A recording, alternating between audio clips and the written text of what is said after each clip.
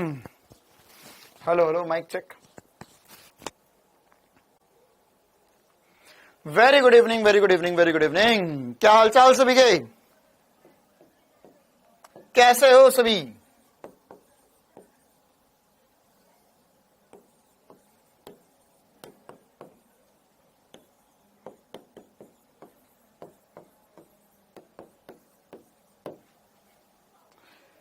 कैसे है सभी? क्या हालचाल सभी के? गुड इवनिंग बेटा, गुड इवनिंग।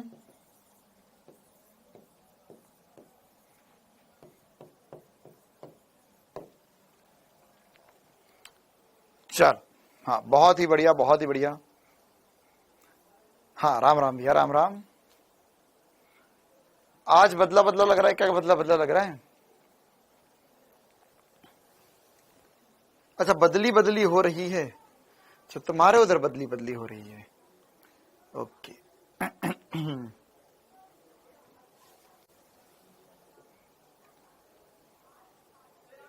चलो, तो आज अभी हम क्या करने वाले हैं? अभी हम क्वेश्चंस डिस्कस करेंगे। एक आध घंटे के करीब ही हम क्लास करेंगे और इस एक घंटे के अंदर अंदर हम होमवर्क के जितने क्वेश्चन है, जो डाउट वाले क्वेश्चन है, वो डिस्कस करेंगे। और साथ ही साथ अगर हमारे पास समय रहता है तो हम टेस्ट वाले क्वेश्चन भी जो होंगे वो भी डिस्कस करेंगे थोड़े बहुत। ठीक है? हाँ, तो मैं यहां पर लेक्चर बाय लेक्चर आप लोगों से डाउट्स पूछूंगा, है ना। काजल बिटिया, आपके भी डाउट्स लिए जाएंगे। तो हम लेक्चर बाय लेक्चर देखेंगे, मतलब lecture 1, lecture 2, lecture 3, lecture 4, lecture 5, lecture 6, इस हिसाब से। ठीक है? और उसके अलावा होमवर्क में वही क्वेश्चंस बताए जाएंगे जो वाकई में, हाँ अकिया बेटा, हम लोग जो सदीश है उसके क्वेश्चंस डिस्कस नहीं करेंगे। सदीश वाले हम मंडे को ही डिस्कस करेंगे। चलो, तो हम शुरुआत करते हैं लेक्चर नंबर 1 से, है ना। मेरे पास सारे होमवर्क है आप लोगों के, तो सारे होमवर्क मैंने आज अभी डाउनलोड कर लिए थे। तो लेक्चर नंबर 1 से हम शुरुआत करेंगे, है ना। मुझे पता है मैक्सिमम जो डाउट्स है आप लोगों के वो ही मैं डिस्कस करूंगा। ठीक है? तो ऐसा नहीं कि मैं हर एक क्वेश्चन बता रहा हूं, क्योंकि सारे क्वेश्चन जो है उनके वीडियो सॉल्यूशंस आप लोगों के पास होते हैं। लेकिन हमारा मेन उद्देश्य है कि जो कुछ क्वेश्चन जो है उसके अगर कुछ डिफिकल्ट वीडियो सॉल्यूशंस दिए हुए हैं या वीडियो सॉल्यूशन में कुछ कठिनाई है, अगर या क्वेश्चन में कुछ कठिनाई है, तो वो डिस्कस करेंगे ना। आप लोग मुझे फोटो भेजोगे बेटा, फोटो बहुत छोटा आता है स्क्रीन पे, वो क्लियरली नहीं दिखेगा। तो इसलिए मैं जो क्वेश्चन करवा रहा हूं उन्हीं से हम करते हैं शुरुआत। लेक्चर नंबर 1 का क्वेश्चन नंबर 2, 90% जनता को होगा इसमें डाउट। क्या हमारे बीच में कोई ऐसा है जिसने ये वाला क्वेश्चन कर लिया? एक व्यक्ति 30 मीटर उत्तर दिशा में, इसके पश्चात 20 मीटर पूर्व दिशा में तथा अंततः 30√2 मीटर दक्षिण पश्चिम दिशा में चलता है। फिर बताना है आपको कि इसका विस्थापन क्या होगा। इसका विस्थापन क्या होगा? लेक्चर नंबर 1 का क्वेश्चन नंबर 2। ठीक है? तो इसी से हम करेंगे शुरुआत। Lecture number 1 question number 2। Lecture number 1 question number 2 क्या है? क्वेश्चन में बोला है कि हमारे पास एक व्यक्ति है, एक व्यक्ति जो है वह पहले पूरब दिशा में, है ना, पूरब दिशा, उत्तर दिशा में 30, फिर पूरब दिशा में 20 मीटर चला। तो पहले यहां से 30 मीटर चला, फिर 20 मीटर चला, ये 20 हो गया, ये 30 हो गया। फिर इसके बाद में एक अजीब सी बात लिखी है यहां पर। क्या लिखी हुई है? 30√2 मीटर जो है, 30√2 मीटर जो है, यह दक्षिण पश्चिम दिशा में चला है। दक्षिण पश्चिम दिशा में। तो दक्षिण पश्चिम दिशा में कैसे चल सकता है कोई? दक्षिण पश्चिम दिशा क्या होती है? तो सर दक्षिण ये रहा, चलो देखो, ये यहां पर पूरब, पश्चिम, उत्तर, दक्षिण। तो दक्षिण पश्चिम दिशा कहां होगी? सर दक्षिण पश्चिम दिशा जो है वो इसके बीच में से इस तरफ होगी। मतलब अगर कोई व्यक्ति यहां खड़ा है तो उसके लिए दक्षिण पश्चिम दिशा इस दिशा, ये दिशा होनी चाहिए, है ना, यह दिशा होनी चाहिए। तो अब ये यहां पर चलेगा। अब कितना चला? दक्षिण पश्चिम दिशा में, है ना, दक्षिण पश्चिम दिशा में ये इधर चला 45 डिग्री। अच्छा, दक्षिण पश्चिम दिशा में कोण कितना होगा? 45 डिग्री का। क्यों? क्योंकि सर दक्षिण और पश्चिम के बीच में से जो दिशा जा रही है उसे दक्षिण पश्चिम दिशा बोलेंगे। ये 45 डिग्री का कोण होगा। अब यहां पर अगर ये दूरी जो है वो कितनी है, 30√2 मीटर। ठीक है, तो 30√2 ऐसा चला। अब देख, मुझे ऐसे में समझ नहीं आता, ऐसे में समझ नहीं आता, इसे मेरे को आई कैप और जे कैप के रूप में तोड़ना पड़ेगा, या एक्स दिशा और वाई दिशा में तोड़ना पड़ेगा। तो कैसे तोड़ेंगे सर? अगर मेरे पास है ना, वैसे घटक कहलाता है, लेकिन अगर आपको अभी घटक नहीं समझ में आते तो ऐसा समझ सकते हैं कि मान के चलो यार, मेरे पास यहां पर एक त्रिभुज सा बना, जिसमें ये दूरी जो है वह 30√2 मीटर है, ये वाला कोण 45 डिग्री, मतलब सारे ही कोण कितने होंगे, 45 डिग्री होंगे। तो यहां पर मेरे को पता करना है कि ये दूरी और ये दूरी कितनी कितनी है, ये दोनों दूरियां कितनी कितनी है, ये पता करना है मुझे। ठीक है, तो ये दूरी कितनी है, तो ये हो जाएगा सर 30√2 sin 45, और ये भी होगा 30√2 cos 45। क्यों? क्योंकि मैं ऐसा कर सकता हूं कि यहां पर ये कर्ण है, मुझे लंब निकालना है, ये कर्ण है, मुझे आधार निकालना है, तो साइन कॉस का इस्तेमाल कर सकता हूं मैं। तो √45 मतलब ये साइन 45 1/√2 होता है, तो जो 30√2 इंटू 1/√2, √2 ने √2 को काट दिया, ये आ गया 30 मीटर। इसी प्रकार से सर कॉस 45 भी 1/√2 होगा, तो ये भी 30 मीटर आ गया। मतलब ये एक्चुअल में ऐसा चला, वो मुझे समझ नहीं आया, लेकिन मैं ऐसा बोल सकता हूं कि सर ये यहां पर एक्चुअल में यह आप जो बता रहे हो वो तो हुआ ही होगा, लेकिन उसके अलावा इसको और बेहतर तरीके से मैं ऐसा समझ सकता हूं कि सर ये यहां से 30 मीटर नीचे और 30 मीटर आगे चला, तो यहां से 30 मीटर नीचे मतलब वापस से एक्स अक्ष पे पहुंच जाएगा, और 30 मीटर पीछे मतलब 20 मीटर आगे गया था और 30 मीटर पीछे आ गया। तो एग्जैक्टली प्रारंभिक बिंदु से कहां है सर, यहां से प्रारंभ किया था और यहां पर है 10 मीटर पीछे। कितनों को यह सवाल आ गया, लगा दो कमेंट्स में आग। फिर से बता देता हूं एक बार, क्या बोला है मैंने यहां पर बोला है कि यह 30 मीटर ऊपर जाएगा, 20 मीटर इधर जाएगा। अच्छा, फिर यहां से 30√2 इस दिशा में जा रहा है, 30√2, तो 30 मीटर नीचे 30 मीटर आगे जाएगा, तो 30 मीटर ऊपर 30 मीटर नीचे, खत्म हो गया। 20 मीटर आगे 30 मीटर पीछे, तो 10 मीटर पीछे आ गया। ये कहां आ गया, 10 मीटर पीछे आ गया। ठीक है, तो 10 मीटर पीछे आ गया, मतलब क्या हो गया इसमें, 10 मीटर पीछे आ गया, मतलब क्या हो गया कि यह 10 मीटर पश्चिम की ओर होगा, 10 मीटर पश्चिम की ओर होगा। क्लियर है मामला? हाँ बेटा, सारे लेक्चर आपको रिकॉर्डेड मिलेंगे, कोई चिंता वाली बात नहीं है।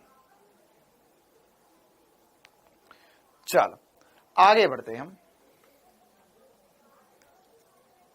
हाँ, मुझे लगता है लेक्चर नंबर 1 में अब जो सवाल थे वो सारे हो गए होंगे। मैं लेक्चर नंबर 2 की तरफ जाना चाहूंगा। अच्छा, लेक्चर नंबर 1 में शायद वैसे ये भी बनी गया होगा। हाँ, क्वेश्चन नंबर 11 में डाउट हो सकता है। लेक्चर नंबर 1 में क्वेश्चन नंबर 11 में डाउट हो सकता है। बेटा हम अभी वेक्टर नहीं पढ़ रहे, वेक्टर हम लोग मंडे को पढ़ेंगे। ठीक है, हाँ, लेक्चर नंबर 1 में question number 11 L1 question number 11, यह थोड़ा सा बढ़िया सवाल है। इस सवाल में बोला है कि हमारे पास प्रारंभ में पृथ्वी के संपर्क में स्थित 1 मीटर त्रिज्या वाले पहिए के किसी बिंदु का विस्थापन होगा जब पहिया क्षैतिजतः आगे की ओर आधा चक्कर लगाता है।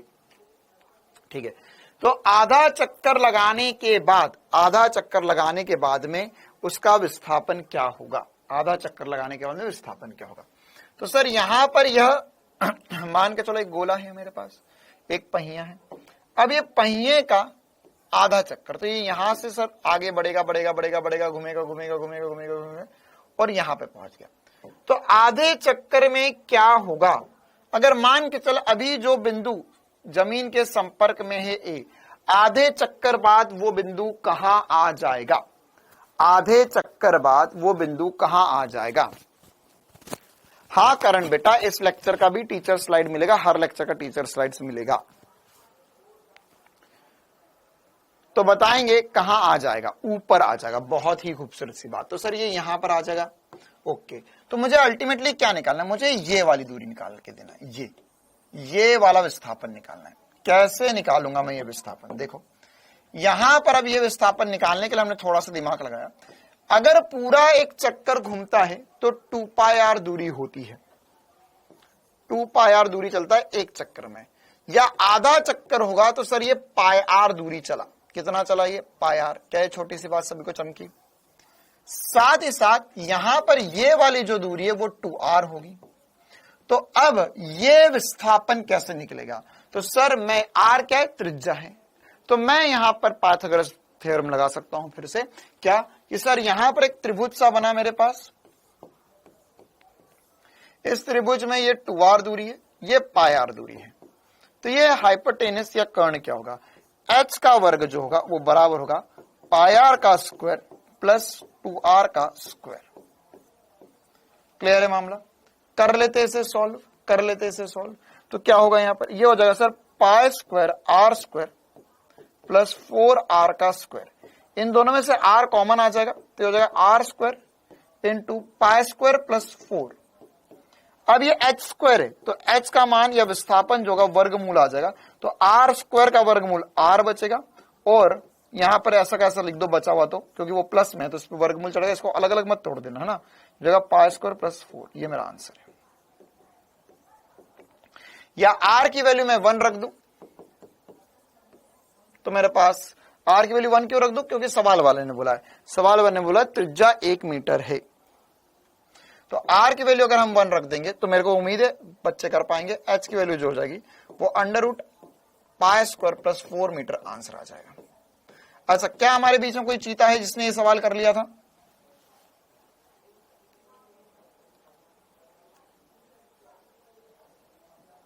चलो, बिल्कुल सही बात, बहुत ही उत्तम, बहुत ही उत्तम बात। चलिए, तो ये हमने लेक्चर नंबर 1 के 2-3 सवाल जो डाउट वाले थे वो डिस्कस कर लिए थे। अच्छा, अब कल की क्लास से एक और नया कार्य होने जा रहा है फिजिक्स में स्पेशली। ठीक है, क्या होगा कल की क्लास से, मतलब मंडे की क्लास से? रोज क्लास के पहले मैं आप लोगों को पूरे होमवर्क के जो 10-12 सवाल होंगे उसमें से जो 2-3 डाउट वाले क्वेश्चंस होंगे, मैं हर सवाल तो ऑब्वियस सी बात है नहीं होगा, लेकिन जो 1-2 डाउट वाले क्वेश्चन है वो आपको क्लास शुरू करते ही बता दूंगा, या क्लास खत्म जब होने लगेगी तो आखिरी के 5 मिनट में मैं आपको उन दोनों क्वेश्चंस का हिंट दे दूंगा। क्या ऐसा किया जाना चाहिए? डेली किया जाना चाहिए? क्या कहती है जनता? क्या डेली ये होना चाहिए? ठीक है, बिल्कुल। तो कल से ये फिजिक्स में हम डेली करने वाले हैं। चलिए, अभी हम आगे बढ़ते, हम आगे बढ़कर यहां पर इसमें लेक्चर नंबर 2 की तरफ जा रहे हैं। तो लेक्चर नंबर 2 में किसी कोई डाउट? लेक्चर नंबर 2 के जो मैक्सिमम क्वेश्चन वो मैंने क्लास में करवा दिए थे। जैसे पहला क्वेश्चन जो है वो हमने क्लास में ऐसा कैसा किया था। दूसरा क्वेश्चन, हाँ, दूसरा क्वेश्चन डाउट हो सकता है लेक्चर नंबर 1 का क्वेश्चन नंबर, लेक्चर नंबर 2 का question number 2, lecture number 2 no doubt, very good बेटा। 6, अच्छा 11, हाँ, पहले मैं 2 भी बताना चाहूंगा, खुद से बताना चाहूंगा। लेक्चर नंबर 2 क्वेश्चन नंबर 2, ठीक है। क्या बोल रहा है कि एक वस्तु उत्तर दिशा में 6 मीटर, पूरब दिशा में 8 मीटर और ऊर्ध्वाधर ऊपर की ओर 10 मीटर गति करती है। तो प्रारंभिक स्थिति से इसमें परिमाणीय विस्थापन क्या होगा? प्रारंभिक स्थिति से इसमें विस्थापन क्या होगा?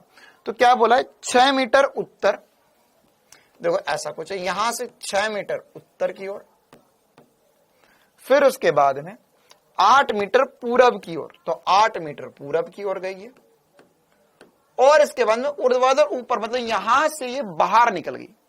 तो अब विस्थापन बताना है। तो सर ये तो बहुत ही मुश्किल है, आप इसमें त्रिभुज खेलो, या मैं आपको जो कि पिछली क्लास में वेक्टर पढ़ा चुका हूं, तो ये वाला सवाल वेक्टर से चुटकियों में हो जाएगा। कैसे? देखो सर, अगर ये यहां से चला तो वेक्टर क्या, मतलब हमें क्या निकालना है? हमें विस्थापन निकालना है। कि देखो क्या हुआ है, ये ऐसा समझो, 6 मीटर पहले इधर गया, फिर 8 मीटर इधर गया, फिर ऊपर की तरफ गया 10 मीटर। तो इस बिंदु से ये वाला जो सदिश होगा यही मेरा विस्थापन सदिश कहलाएगा, यही मेरा विस्थापन सदिश कहलाएगा। तो मैं इसमें लिखूंगा ये होगा 6 जे कैप प्लस 8 आई कैप प्लस 10 के कैप, कितनों को यह समझ में आया? 6 मीटर उत्तर, 8 मीटर पूर्व और 10 मीटर ऊर्ध्वाधर ऊपर की ओर। ऊपर की ओर मतलब बाहर की ओर, ये हो गया के कैप।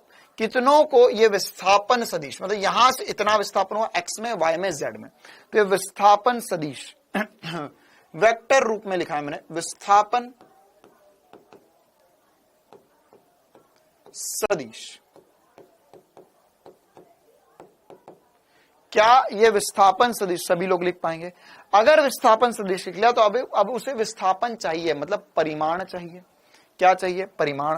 तो इसका परिमाण कितना आ जाएगा? विस्थापन सदिश का परिमाण कितना आ जाएगा? तो हम लिखेंगे सर, ये हो जाएगा अंडर रूट 6 का वर्ग प्लस 8 का वर्ग प्लस 10 का वर्ग, आंसर हो जाएगा।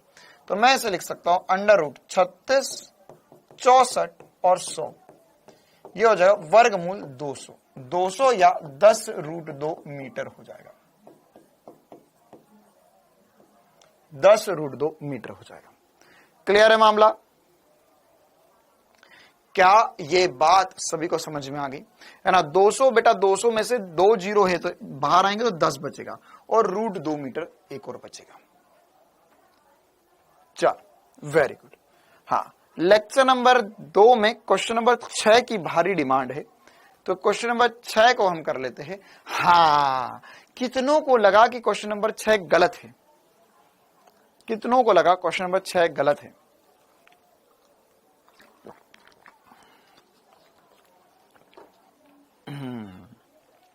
एक्चुअल में बेटा आपने क्वेश्चन को ध्यान से नहीं पढ़ा। लेक्चर नंबर 2 क्वेश्चन नंबर 6 आपने क्वेश्चन को ध्यान से नहीं पढ़ा। क्वेश्चन में बोला कि एक कार 200 मीटर दूरी चलती है, प्रथम आधी दूरी 60 किलोमीटर प्रति घंटे की रफ्तार से चलती है तथा शेष आधी दूरी v से चलती है, औसत चाल 40 है, तो v का मान क्या आएगा? आपने क्या किया? आपको बोला कि यहां पर यह गई है 200 मीटर की आधी दूरी तक 60 से, और फिर आधी दूरी और बचेगी ना। तो यह 60 किलोमीटर प्रति घंटा हो गया, और ये वाली रफ्तार v पूछी है। एक्चुअल में आपको हमारे फॉर्मूले के हिसाब से v1 60 दिया गया है, v2 जो है वो v दिया गया है, और आपसे v एवरेज पूछा गया है, और v एवरेज जो है वो कितना, सॉरी v एवरेज दिया गया है, v एवरेज जो है वो 40 दिया गया है और v2 पूछा गया है। कितनों को ये बात समझ में आ गई थी? कितनों को ये बात समझ में आ गई थी कि क्या दिया गया है और क्या पूछा है? सबसे ज्यादा इंपॉर्टेंट, जब भी आप क्वेश्चन को सॉल्व करते हैं, ऑप्शंस गलत है, ठीक है कोई बात नहीं, लेकिन हमें सॉल्व ये करना है। आप जब भी क्वेश्चंस को सॉल्व करते हो तो सबसे पहली बात जो है आपको यह चमकनी चाहिए कि क्या दिया है और क्या पूछा है। तो v एवरेज क्या हो जाएगा? ये हो जाएगा 2v1 v2 अपॉन में v1 प्लस v2, क्योंकि आधी आधी दूरी का सवाल है। ये हो जाएगा 40 बराबर 2 इंटू 60 इंटू v अपॉन में 60 प्लस v, यह आंसर है। एक काम करो, इस पूरे को नीचे ले जाकर सॉल्व कर लो, इसको इधर मल्टीप्लाई, ये एक काम करो, इसे इधर ले जाओ, 40 को नीचे ले आओ, तो यहां से क्या बचेगा? यहां से बचेगा सर, ये इधर जाएगा, तो जाएगा 60 प्लस v बराबर होगा 2 इंटू 60 इंटू v बटे में 40। 40 नीचे आ गया, 0 से 0 कट गया, ये 2 कटेगा, ये 2 कटेगा, यहाँ पे 3 आ जाएगा। तो यहां पर आंसर जो जाएगा वो आ जाएगा 60 प्लस v बराबर होगा बेटा 3v के। किसके बराबर आ जाएगा? 3v के। मैंने कुछ नहीं करा, मैंने बस सॉल्व किया है इसे। तो यहां पर 60 बराबर होगा 2v के, या 30 बराबर हो जाएगा v के। 30 आंसर होना चाहिए, 30 किलोमीटर प्रति घंटा। अच्छा, एक्चुअल में ऑप्शन नंबर 2 में या 1 में प्रिंटिंग मिस्टेक है, कोई बात नहीं ना, इसे मैं करेक्ट कर देता हूं, इसे मैं करेक्ट करवा दूंगा, आज ही करेक्ट करवा दूंगा मैं इसे, ठीक है। वीडियो सॉल्यूशन भी गलत ही है, अच्छा कोई बात नहीं, 30 होगा, 30 होगा। Very good very good very good. चलिए, क्या लेक्चर नंबर 3 की तरफ चला जाए? ये तो सारे आसान सवाल है, औसत चाल औसत वेग वाले। क्या लेक्चर नंबर 3 की तरफ चला जाए? लेक्चर नंबर 3, क्वेश्चन नंबर बेटा क्वेश्चन नंबर 14, हाँ क्वेश्चन नंबर 14 भी ठीक है, पूछा जा सकता है। क्वेश्चन नंबर 14 भी, क्वेश्चन नंबर 14 भी एक दो बच्चों को डाउट है, बता देते हैं। क्वेश्चन नंबर 14 इसी प्रकार का सवाल नीट में भी आया है। क्वेश्चन नंबर 14 में क्या बोला है आपको कि क्वेश्चन नंबर 14 में आपको बोला गया है कि हमारे पास है ना, हमें क्या बोला गया है, हमारे पास एक कार है, तय की गई कुल दूरी का 2/5वां भाग v1 से और 3/5वां भाग v2 से तय करता है, तो औसत चाल क्या होगी। अब इसमें 2v1 v2 बटा v1 प्लस v2 नहीं लगेगा, आधा आधा भाग नहीं है। अब क्या है, 2/5 और 3/5 भाग। तो कैसे करेंगे इस क्वेश्चन को, देखो यहां पर पहले ये 2/5वां भाग इंटू एक्स कर देते, ये v1 से चला, और ये 3/5वां भाग जो है इंटू एक्स v2 से चला। अच्छा, कितनों से ये बन गया, उन बच्चों से बन गया होगा जिनने बेसिक कंसेप्ट अच्छे से समझा था जब ये मैंने क्वेश्चन करवाए थे इस टाइप के। ठीक है, मैंने आपको x1 v1, ये दूरी x1 मान लो, ये दूरी v1 मान लो, ये x2 मान लो, ये v2 मान लो। मैंने आपको कैसे कहा था, कुल दूरी बटे में कुल समय से सॉल्व कर बेटा, तो कुल दूरी बटे में कुल समय से ये सॉल्व होगा। ठीक है, तो कैसे होगा सॉल्व, यहां पर हम लिखेंगे सर, ये यहां से पहले समय निकाल लेते और इसमें से भी समय निकालेंगे, क्योंकि हमारे पास v एवरेज जो होगा वो कुल दूरी, अगर ये 2/5 है 3/5 है तो कुल दूरी x हो जाएगी, तो x बटे में t1 प्लस t2 हमारा आंसर है। चाहो तो जोड़ के देख लो, 2/5 प्लस 3/5 करोगे 5/5 आ जाएगा, 5 आ जाएगा। ठीक है, तो बिल्कुल बेसिक कंसेप्ट जो क्लास में करवाया था उसी पर आधारित सवाल था ये। तो t1 कितना है, t1 होता है सर दूरी बटे में चाल, तो देखा 2/5x बटे में v1, और इसी प्रकार से t2 जो हो जाएगा वो 3/5x बटे में v2 हो जाएगा। अब आप बस वैल्यू उठा के रख दो, v1 प्लस v2 आपको सॉल्व करना है ना, कर लोगे क्या खुद से एक बार। ये हो जाएगा x बटे में t1, ये हो जाएगा 2x बटे में 5 v1 प्लस 3x बटे में 5 v2। ठीक है, अब आप लोग चाहो तो इसमें से 5 कॉमन ले सकते हो और इसको सॉल्व कर सकते हो, तो x तो वैसे भी कट जाएगा। तो यहां पर अगर इसमें ऐसा कंफ्यूजन होता है आपको, तो बेटा आप इतना अगर भारी गणित नहीं झेल पाते तो इसको ऐसा अलग से कर लो, है ना। मैं पहले अलग से भी करके बता देता हूं कुछ मासूम से प्यारे से बच्चों के लिए। ये हो जाएगा 2x/5 v1 plus 3x/5 v2। तो एलसीएम लोगे बेटा तो इसमें आ जाएगा, एक काम करो इसमें से 5 कॉमन ले लो, है ना, 1/5 बाहर रख लो ताकि आसानी से कर पाओ, है ना। तो यहाँ पे x/5 मैंने पूरा बाहर रख दिया, ये हो जाएगा 2/v1 प्लस 3/v2। ठीक है, अब एलसीएम लेके सॉल्व करो, तो ये हो जाएगा v1 इंटू v2, और ये इधर मल्टीप्लाई होगा तो 2v2 प्लस 3v1। ये मेरा आंसर है, ये मेरा आंसर, ये टी की वैल्यू आ गई, यहां पे उठा के रख दो, आंसर आ गया है। आगे बढ़ जाओ, खुश हो जाओ। ठीक है, तो कितना हो जाएगा, ये हो जाएगा सर, इसको अगर मैं उठा के रखूंगा तो यहां पर से ये हो जाएगा x अपॉन में ये पूरी value x/5 into 2v2 plus 3v1 बटे में v1 v2। x से x कट गया, अब ये पलटा कर ऊपर ले जाओ तो हो जाएगा 5v1 v2 अपॉन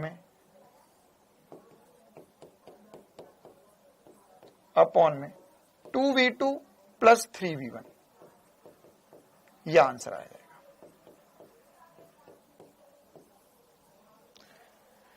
क्या ये मामला सभी को चमकता है?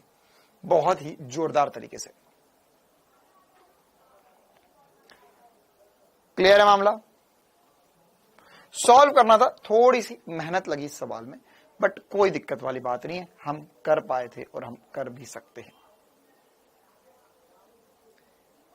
क्लियर है मामला।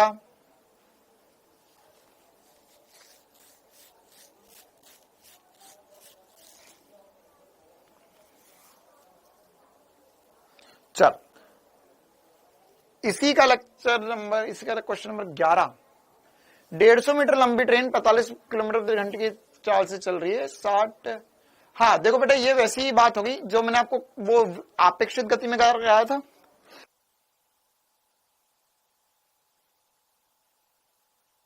ये अपेक्षित गति में मैंने करवाया था आपको। ये 850 मीटर लंबा पुलिया और 150 मीटर लंबी ट्रेन है।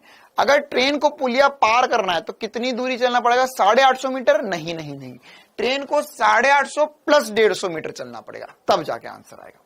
ठीक है, क्यों? क्योंकि अगर वो 850 मीटर चला, इंजन अगर मान के चल पुलिया पे घुसा और 850 मीटर चला, तो 850 मीटर चलने का मतलब ट्रेन थोड़ी ना पुलिया क्रॉस करी, इंजन आगे 150 मीटर और जाएगा तब आखिरी डब्बा में निकलेगा।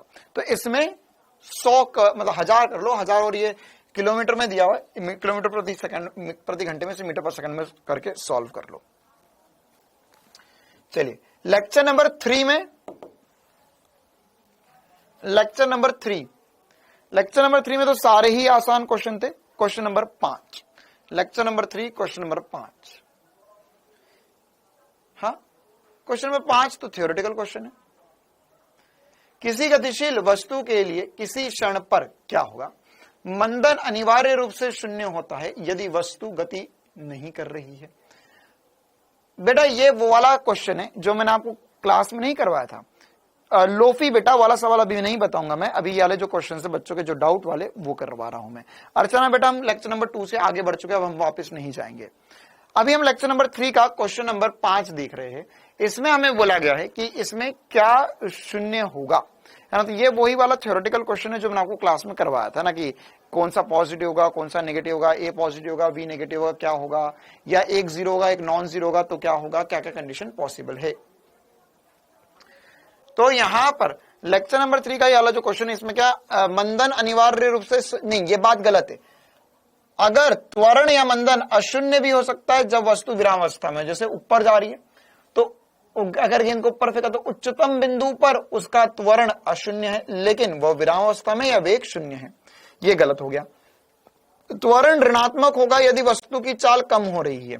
अच्छा, त्वरण ऋणात्मक होगा अगर वस्तु की चाल कम हो रही है तो, है ना। तो यहां पर ये वाला स्टेटमेंट जो है वह सही हो भी सकता है ना, लेकिन अब जरूरी नहीं कि वस्तु की चाल, मतलब वस्तु अगर ऐसा हो सकता ना यार कि ये वही वाली बात होगी कि मैंने आपको बताया ना, दोनों नेगेटिव में हो जाए, त्वरण भी नेगेटिव में, वेग भी नेगेटिव में है। तो अगर दोनों ही नेगेटिव में है तो उस कंडीशन में चाल बढ़ भी सकती है। तो ये वाला स्टेटमेंट भी हम गलत ही मानेंगे।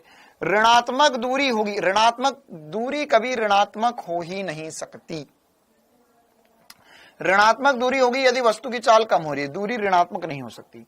यदि उस क्षण पर विस्थापन, वेग तथा त्वरण ज्ञात हो तो आगे किसी भी समय पर विस्थापन ज्ञात किया जा सकता है, बिल्कुल ज्ञात किया जा सकता है। हम गति के द्वितीय तृतीय समीकरण से कर सकते हैं। क्लियर है? तो यह सवाल जो है हमसे ऐसा होना चाहिए था, यह आसान सवाल था। चलिए लेक्चर नंबर ऑप्शन नंबर 3 बेटा, ऑप्शन नंबर 3 क्या है? दूरी ऋणात्मक, दूरी ऋणात्मक नहीं हो सकती, दूरी हमेशा पॉजिटिव ही होती है, दूरी कभी भी नेगेटिव नहीं होती है। चलिए आखिरी सवाल लेक्चर नंबर 3 का क्वेश्चन नंबर 9। काफी सारे बच्चे पूछते हुए, बेटा ये कौन पूछ रहा है, एक बार अपने नाम बताओ प्लीज। और ये तो बहुत ही इंपॉर्टेंट सवाल है। लेक्चर नंबर 3 का क्वेश्चन नंबर 9, प्रियांशी। हाँ, और कौन पूछ रहा है बेटा, प्लीज अपने एक बार नाम बताओ, मैं जानना चाहता हूं ये कौन बच्चे ऐसा पढ़ रहे। शिवम शुक्ला, और कौन पूछना चाह रहा है बेटा, और कुछ कौन पूछना चाह रहा है? हाँ प्रियांशी बेटा, हाँ जो भी पूछना चाह रहा है, डॉक्टर खुशी, डॉक्टर अनुराग नहीं था। हाँ बेटा जो भी पूछना चाह रहा है पढ़ाई लिखाई पे ध्यान दे ले, है ना। इधर फालतू का टाइम पास करने से बेहतर है जो क्लास में बताया जा रहा है कम से कम उसको तो ढंग से कर ले। ये सवाल क्लास में करवाया था, नीट का प्रीवियस ईयर सवाल है, और मैंने बोला भी था ऐसा सवाल होमवर्क में भी रहेगा, है ना। नीट का PYQ है, प्रीवियस ईयर सवाल है, क्लास में हो चुका है ये क्वेश्चन।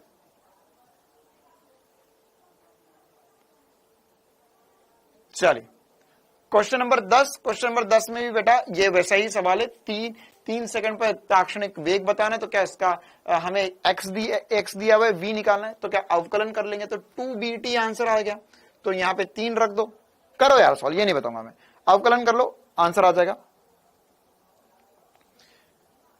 ठीक है, लेक्चर नंबर 3 का क्वेश्चन नंबर 11, इसमें क्या बोला हुआ है, इसमें v बराबर kt दिया गया है, k की वैल्यू दी गई है, कर्ण द्वारा 2 सेकंड में तय की गई दूरी। तो बेटा इसका अवकलन कर लो, t²/2 हो जाएगा और 2 रख दो, t²/2 और t की वैल्यू कितनी रखनी है, 3 रखो, और k की वैल्यू 2 रख लो। t²/2, चलो lecture number 4, lecture number 4, lecture number 4। रिमझिम बेटा अभी मॉड्यूल डिस्कस नहीं कर रहे हैं हम। चलिए लेक्चर नंबर 4 में मुझे उम्मीद है अगर आपने ध्यान से करे होंगे। अच्छा, क्वेश्चन नंबर 3 काफी बार कुछ बच्चे पूछ चुके हैं, है ना, ये प्रीवियस ईयर सवाल है। क्वेश्चन नंबर 3 इसमें दिया हुआ है, एक कार विरामावस्था से गति प्रारंभ कर रही है, टाइम टी से कैपिटल टी तक एक समान त्वरण से कर रही है, इसके पश्चात समान मंदन के कारण विराम में आ जाती है, तो कार की औसत चाल क्या होगी।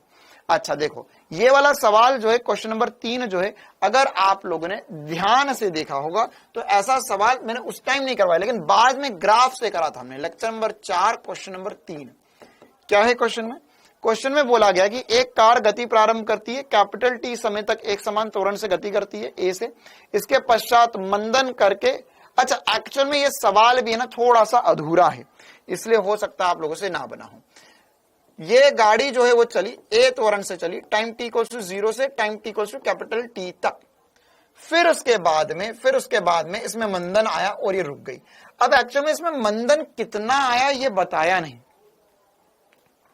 मंदन कितना आया वो बताया नहीं है ना। तो इसमें एक्चुअल में मंदन भी ए है, इसका पहले त्वरण था ए, अब मंदन भी ए ही लेना है हमें, ठीक है, एक बार मंदन भी ए ही लेना है हमें। तो मंदन अगर हम ए लेंगे, मंदन भी ए लिया हमने, तो अब क्या होगा, अगर सर 0 से टी टाइम यहां लगा तो टी से 2t टाइम में ये यहां पर पहुंच जाएगी, डबल टाइम लगेगा ना, मतलब जितनी देर त्वरित हुई उतनी देर मंदित हुई। अब हमको औसत वेग निकालना है, तो इसमें कैसे निकालेंगे औसत वेग, कुल दूरी बटे में कुल समय। तो यहां पर अगर यह देखो, ग्राफ से भी कर सकते, बिना ग्राफ से भी कर सकते। पहले मैं बिना ग्राफ से कर रहा हूं, यहां पर ये दूरी क्या आएगी, दूरी आएगी s equals to u t plus half a t square. प्रारंभिक वेग तो सर 0 है, हाफ इंटू त्वरण हो गया a इंटू कैपिटल टी का स्क्वायर, यह दूरी आ गई। अच्छा, तो जो दूरी त्वरण में वही दूरी मंदन में, क्यों, क्योंकि देखिए वैसी बात होगी, गेंद जितना जाएगी उतना आएगी, तो वही है कि कितना पहले त्वरित हुई फिर उसके बाद मंदित हुई तो रुक जाएगी ये। तो यहां पर ये दोनों, तो यहां पर भी एवरेज निकालेंगे तो क्या हो जाएगा 2s बटे में, मतलब टोटल दूरी 2s बटे में कैपिटल टी, ये हमारा आंसर होना चाहिए, है ना। तो यहां पर यह कितना हो जाएगा sir, half a t square plus half a t square 280 square हो जाएगा, या 180 स्क्वायर हो जाएगा।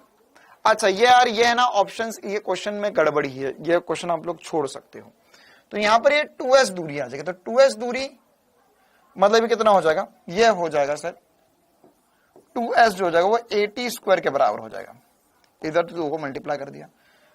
अच्छा, टाइम भी 2t लगेगा। ओके, एक बार पूरा सॉल्व करके देखते हैं हम, फिर बताएंगे क्या गड़बड़ था इसमें।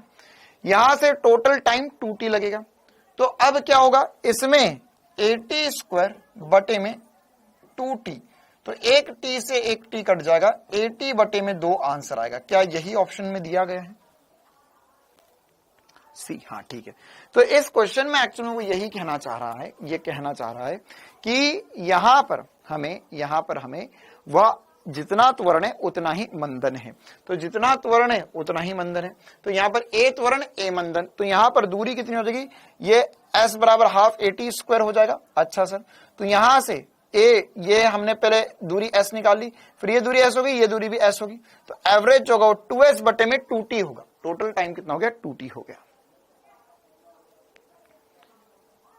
क्लियर है मामला, आ गया समझ में।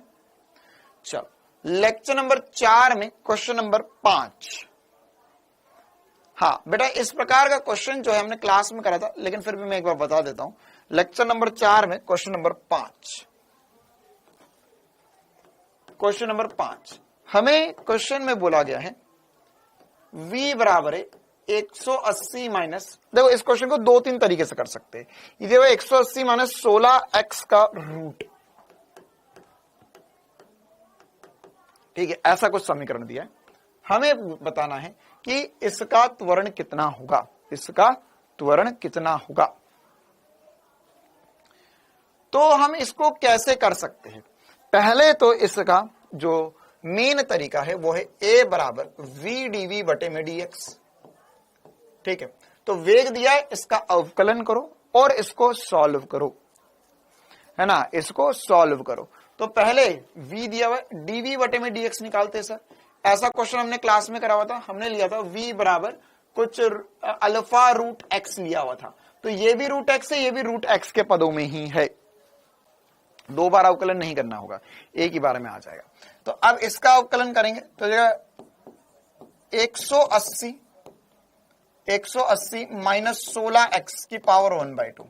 ओके सर, तो 1/2 आगे आ जाएगा और ये हो जाएगा 180 माइनस 16x की पावर माइनस 1/2। और हमने डिफरेंशिएशन के नियम में सीखा था कि सर जो x है उससे आगे मल्टीप्लाई कर देंगे। ये माइनस 1/2 कैसे आ गया, 1/2 माइनस 1 करेंगे तो माइनस 1/2 आ जाएगा, है ना, आधे में से एक गया माइनस आधा आएगा। ये डिफरेंशिएशन करा इंटू माइनस 16, तो ये कटेगा और यहां पे माइनस 8 बच जाएगा। तो ये हो जाएगा 180 माइनस 16x की पावर माइनस 1/2 इंटू माइनस 8, ये आया है dv बटा dx। अब त्वरण क्या होगा, त्वरण क्या होगा, त्वरण होता है सर v dv बटा dx। तो ये हो जाएगा 180 माइनस 16x की पावर 1/2 इनटू 180 माइनस 16x की पावर 1/2 इनटू 180 माइनस 16x की पावर माइनस 1/2 और आगे मल्टीप्लाई में माइनस 8 भी। अब देखो ये दोनों कट जाएंगे, क्यों कि पावर में 1/2 है, पावर में माइनस 1/2, इनको जोड़ोगे तो पावर 0 हो जाएगी। ठीक है बेटा, माइनस 16 आगे कैसे आया, ये मैंने डिफरेंशिएशन में एक एसपी स्टार मेथड सिखाया था कि जब भी हमारे पास अगर ऐसा कुछ डिफरेंशिएशन उसमें घात को डिफरेंशिएट कर रहे हैं तो माइनस 16 से आगे मल्टीप्लाई करना होता है ना। अगर आपको याद हो तो हमने डिफरेंशिएशन में ऐसा कुछ सीखा था कि ax प्लस बी की पावर n का अगर मुझे करना है, ये y के बराबर है और उसका मैंने dy बाय dx करना है, अवकलन करना है। इसमें सिखाया था मैंने n ax प्लस बी की पावर n माइनस 1 इंटू ए, भूत भगाने वाला तरीका बताया था, a को आगे मल्टीप्लाई करना पड़ेगा। तो वैसे ही यहां पर ये माइनस 16 इसको आगे मल्टीप्लाई करना पड़ेगा। ठीक है, तो अब ये कट गया और a आ गया माइनस 8 मीटर पर सेकंड स्क्वायर।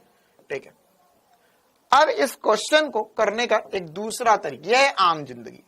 ठीक है, एक एसपी स्टार बता रहा हूं, बहुत ही तगड़ा मेथड, ध्यान से समझना। मैंने आपको यह समझाया था कि वेग अगर रूट एक्स के समानुपाती है तो नियत त्वरण होता है, नियत त्वरण होता है, याद आया, नियत त्वरण होता है। हाँ बेटा, फैजान खान बेटा, इसे एक v और dv बटा dx मल्टीप्लाई कराना मूर्ख। तो ये आ गया dv बटा dx का मान और ये आ गया v, तो इसको और इसको मल्टीप्लाई करना पड़ेगा, तभी तो हमारे पास त्वरण आएगा v dv बटा dx ना। तो अगर आपको याद हो तो नियत त्वरण मैंने बताया था, नियत त्वरण में गति के समीकरण लगा सकते हैं, हर जगह नहीं लगा सकते, लेकिन गति के समीकरण केवल नियत त्वरण में लगा सकते हैं। तो देखो अब तुम 2 सेकंड में दूध का दूध और पानी का पानी कर दोगे इस क्वेश्चन में। क्या मैं इसे लिख सकता हूं दोनों तरफ वर्गीकरण करके, v स्क्वायर बराबर होगा 180 माइनस 16x। क्या ये और ये एक ही लिखा हुआ है, मैंने दोनों तरफ वर्ग ले लिया, तो क्या आ गया, v स्क्वायर बराबर 180 माइनस 16x। बोलो हाँ या ना, हाँ या ना, हाँ या ना, हाँ बिल्कुल। तो गति का तृतीय समीकरण होता है v स्क्वायर बराबर u स्क्वायर प्लस 2ax, तृतीय समीकरण। लो कहानी खत्म होगी। यहां पर u स्क्वायर की वैल्यू 180 है, 2a की वैल्यू माइनस 16 है, तो 2a की वैल्यू माइनस 16 या a की वैल्यू जो है वो माइनस 8 आ गई। बिना डिफरेंशिएशन करे हमने निकाल दिया इसका जवाब। अरे कहां लगे हो चक्कर में, कोई नहीं है हमारी टक्कर में, करो डिफरेंशिएशन इंटीग्रेशन। आ गया एक लाइन में आंसर, आ गया मजा।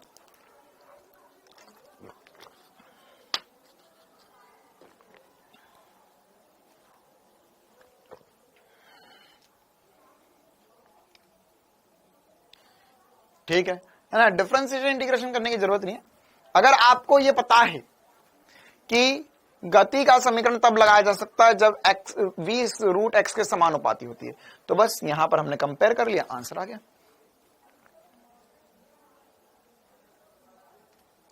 ठीक है, ये मिनटोस जिंदगी है, ये चीते की जिंदगी है। चलिए, हाँ, क्वेश्चन नंबर 6 हो गया, क्वेश्चन नंबर 7, क्वेश्चन नंबर 8, कुछ बच्चे क्वेश्चन नंबर 11 बोल रहे हैं इसका।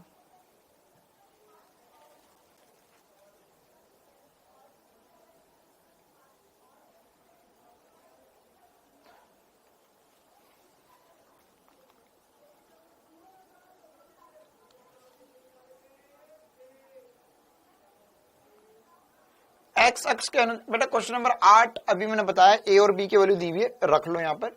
अब आपको बताना टी बराबर 2 सेकंड पर चाल, तो इसका अवकलन करो, ये होगा 2bt। एग्जैक्ट ऐसा का ऐसा क्वेश्चन पिछले होमवर्क में भी था, पिछले क्लास के भी।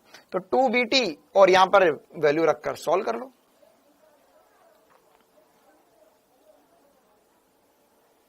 चालीस मीटर त्रिज्या वाले एक वृत्तीय मार्ग पर एक साइकिल आधे चक्कर को 40 सेकंड में पूरा कर लेती, तो इसका औसत वेग क्या होगा? ये तो नहीं बताऊंगा बेटा मैं, आई एम सॉरी। जिसको भी डाउट है एक बार खुद से कर लो, है ना। औसत वेग क्या होगा? औसत वेग होगा कुल विस्थापन बटे में समय, है ना। विस्थापन कितना होगा देख लो, 40 मीटर की त्रिज्या है तो 2r विस्थापन होता है, बटे में 40 कर दे, 2 मीटर पर सेकंड, आंसर आ गया। बिना पेन उठाए भी किया जा सकता है सवाल। चलिए, लेक्चर नंबर 5 की तरफ हम बढ़ते। लेक्चर नंबर 5, लेक्चर नंबर 4 का क्वेश्चन नंबर 10, आखिरी सवाल है ये। इसमें क्या दिक्कत है? इसका वेग किस समय अधिकतम होगा? तो यहां पर जब मैंने बताया तो त्वरण शून्य होता तो वेग अधिकतम होता है। तो यहां पर क्या कर सकते हो, इसको डिफरेंशिएशन कर लो। क्वेश्चन नंबर 10 तुम्हें सब कुछ ही करवाना होता है, मैं बंद कर दूंगा डाउट क्लास। यहां पर क्या होगा, ये हो जाएगा 2t इंटू 3 माइनस टी। तो अब क्या हो जाएगा, इसको अंदर मल्टीप्लाई कर लिया, 6t माइनस 2t स्क्वायर हो जाएगा, ये वेग आ गया। अब अगर वेग को मैक्सिमम करना है तो बताया था वेग मैक्सिमम कब होता है? जब त्वरण 0 होता है, मतलब इसका डिफरेंशिएशन 0 कर दे, तो dv बटा dt जो होगा वह त्वरण आएगा और इसको 0 करना है, तो ये हो जाएगा 6 माइनस 4t को 0 कर दो, बस यहां से आंसर निकाल लो। चलो, लेक्चर नंबर 5, लेक्चर नंबर 5, इसमें सारे हो गए। क्वेश्चन नंबर 1 ही डाउट आ गया सर इसका। तो 10 सेंटीमीटर मोटी लकड़ी के गुटके को पार करने के लिए गोली को 200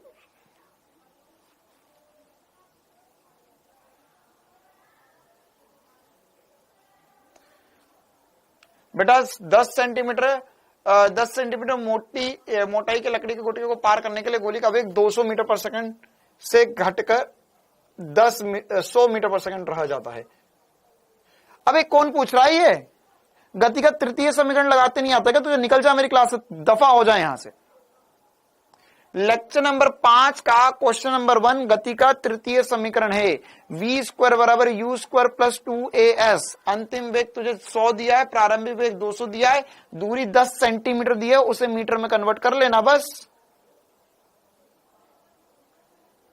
गति का तृतीय समीकरण लगाना है।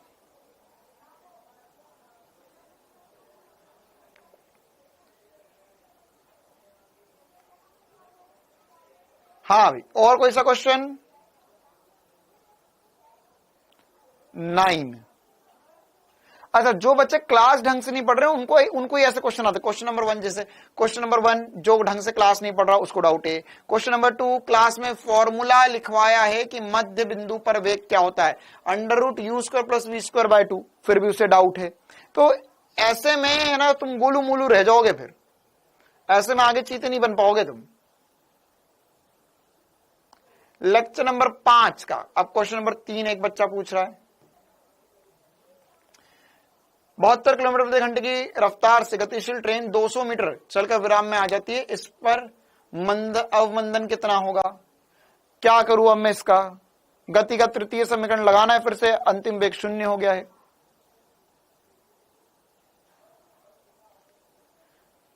चलिए, और कोई सा डाउट इसमें?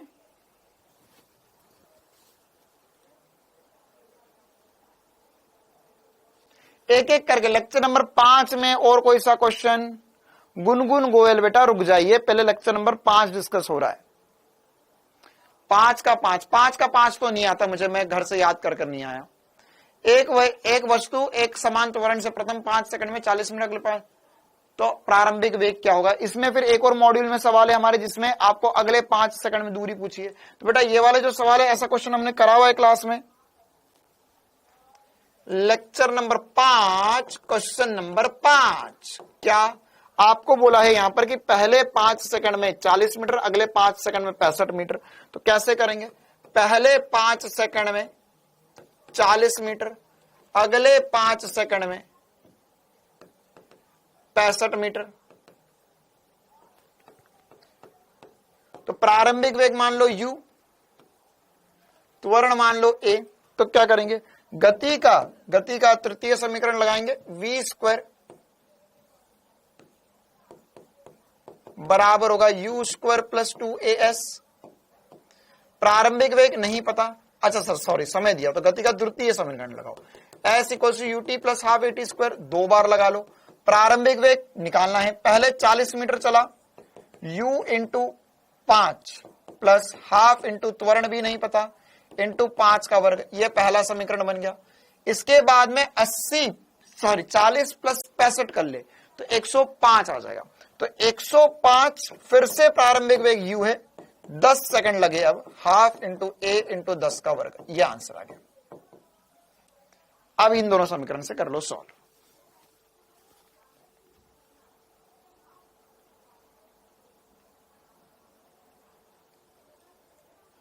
चलो हाँ भाई, लेक्चर नंबर 5 में और कोई सा डाउट? लेक्चर नंबर 5 में,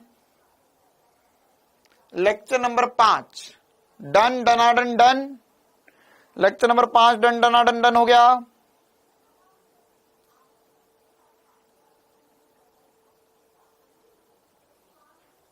चल lecture number 6, lecture number 5 question number 7।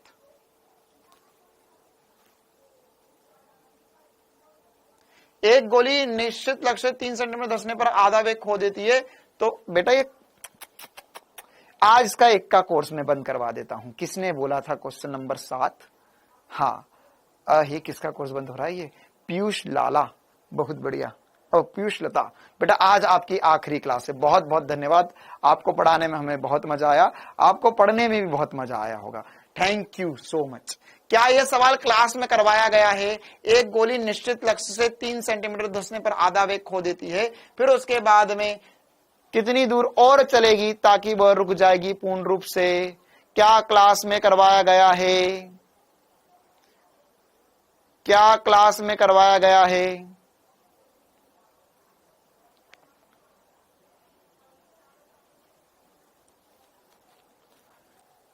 Class हो गया नहीं, क्लास में करवाया है या नहीं?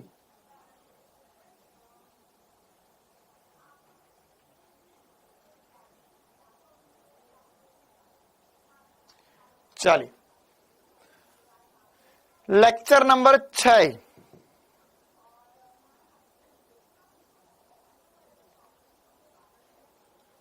हाँ सर, गुरुत्व के अधीन गति। अच्छा इसके तो कुछ सवाल मैंने पिछले क्लास में डिस्कस भी कर लिए थे ना। जैसे लेक्चर ये क्वेश्चन नंबर 3 मैंने आपको बोला था कि इसका आंसर एक बार लिख लेना है ना, ये तीसरा वाला आता है और उसको मैंने समझाया भी था। लेक्चर नंबर 6 क्वेश्चन नंबर 2, एक वस्तु विराम से गिरना प्रारंभ होती है, यह वस्तु गति के अंतिम सेकंड में उतनी ही दूरी तय करती है जितनी गति करने प्रारंभ में गति 3 सेकंड में। बेटा ये सवाल अभी हमने किया है, देखो ऐसा क्वेश्चन हमने किया है क्लास में, मैं बता देता हूं आपको। तो होमवर्क के सवाल आपसे 99% बनने चाहिए, क्योंकि मैं जो क्वेश्चन देता हूं छाट के जैसे क्लास में करवा रहा हूं वैसे ही क्वेश्चंस देता हूं होमवर्क में, ताकि आपकी प्रैक्टिस बढ़िया हो जाए। Lecture number 6 question number 2, question में बोला गया है आपको कि वस्तु विरामावस्था से गति प्रारंभ करती है, यह वस्तु गति के अंतिम सेकंड में उतनी ही दूरी तय करती है जितना गति प्रारंभ करने के बाद 3 सेकंड में करती है ना। तो गति के अंतिम सेकंड में दूरी nth सेकंड की दूरी ये होगी। अच्छा, क्या विराम अवस्था से गति प्रारंभ कर रही है? हाँ सर, विराम से गिरना प्रारंभ करती है। तो अगर आपको यहां पर प्रारंभिक, मैं पूरा करके बता रहा हूं ना, u प्लस हाफ जी 2n-1 होता है सर गिरने के लिए। प्रारंभिक वेग 0 होगा तो हाफ जी 2n-1। अच्छा सर, ये nth सेकंड की दूरी है। प्रथम 3 सेकंड की दूरी क्या हो जाएगी? हाफ जी इंटू 3 का वर्ग, तो ये हो जाएगा सर 9/2 इंटू जी। अब इन दोनों को कर लो बराबर, n की वैल्यू निकाल लो, या डायरेक्ट भी इसका एसपी स्टार बताया था मैंने, ठीक है। लेकिन अभी मैं पूरे मेथड से कर रहा हूं। चेतना बेटा आप टेलीग्राम चैनल से डाउनलोड कर सकते हैं, बाकी आपको वो ऐप में भी दिखने लग जाएंगे अभी जल्दी ही। चलिए, तो इन दोनों को बराबर कर लो, तो ये कितना हो जाएगा? हाफ जी 2n-1 बराबर होगा 9/2 इंटू जी। जी से जी कट गया, 2 से 2 कट गया, यहां से 2n-1 जो है वो 9 आ गया, या n की वैल्यू 5 आ जाएगी, 5 सेकंड। इस प्रकार का एग्जैक्ट क्वेश्चन क्लास में भी करा था, है ना। आप चाहो तो इसको एसपी स्टार से कर सकते थे। कैसे? हमें पता है सर पहले सेकंड में 5 मीटर गिरती है, फिर 15, फिर बताओ भाई 5, 15, 25, 35, 45 और इसी प्रकार से कहानी आगे बढ़ती जाती है। अब बोला पहले 3 सेकंड की दूरी 5, 15 और 35, तो सॉरी 25, इसका योग करोगे कितनी आएगी सर? ये आ जाएगी 45 मीटर। तो कौन से सेकंड में 45 मीटर गिर रही है सर? 5वें सेकंड में, तो 5 सेकंड गिरी, बस कहानी खत्म, पैसा हजम।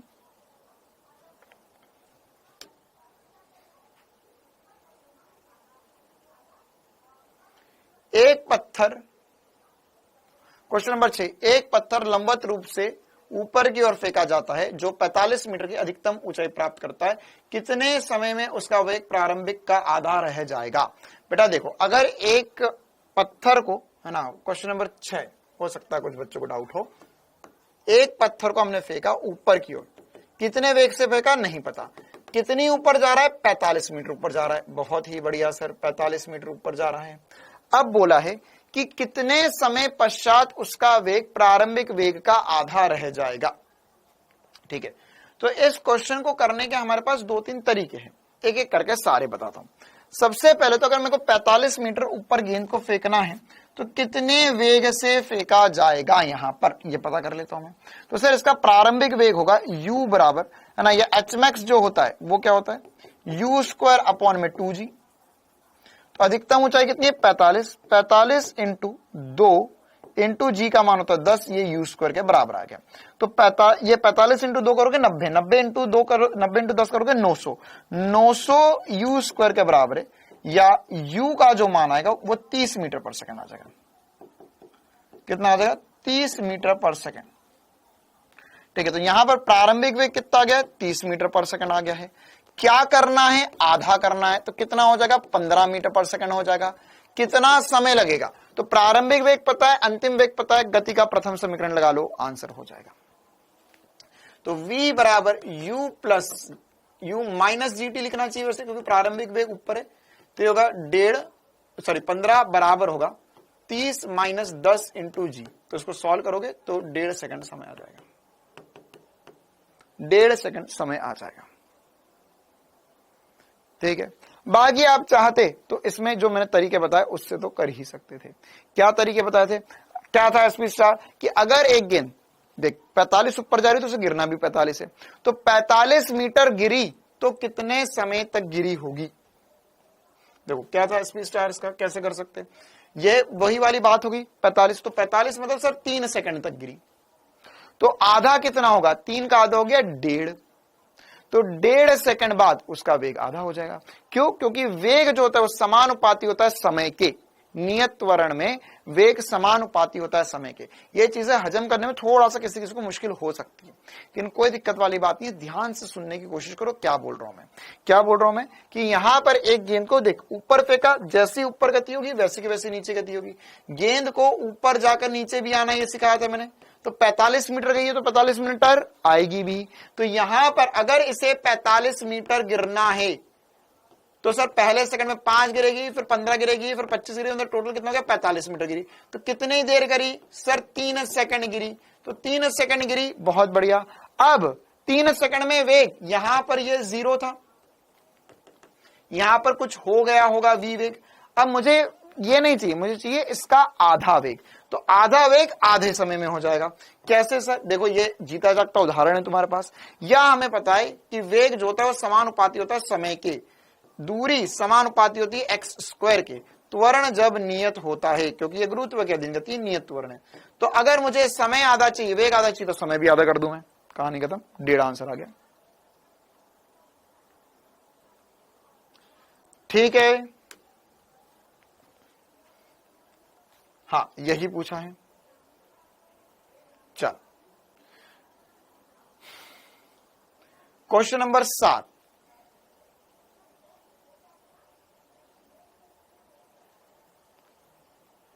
एक स्थिर लिफ्ट ऊपर से खुली हुई है। अच्छा, गेंद को ऊपर की 50 मीटर पर सेकंड की चाल से फेंका जाता है। बताइए कि गेंद वापस उसके हाथ में पहुंचने में कितना समय लगाएगी? कौन पूछ रहा है?